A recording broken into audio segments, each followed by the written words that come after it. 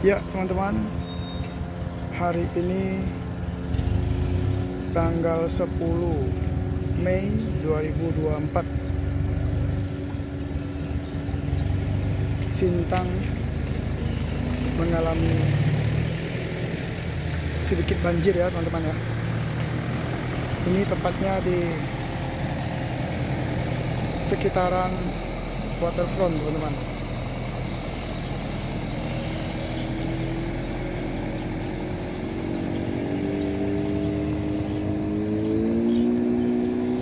Tapi sepertinya motor udah nggak bisa lewat loh teman-teman, di depan sana aja teman-teman. Itu agak dalam ya depan sana.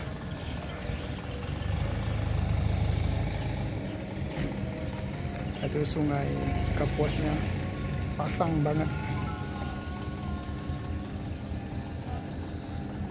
Nah yang di sini juga dalam teman-teman.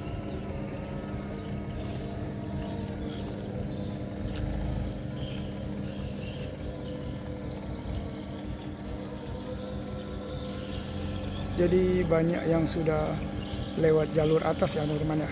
Jalur pantai sini sudah tidak bisa dilewati. Oke teman-teman,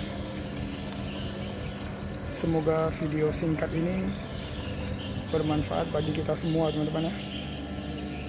Oke, selamat siang, sampai jumpa di video saya yang berikutnya lagi teman-teman. Oke.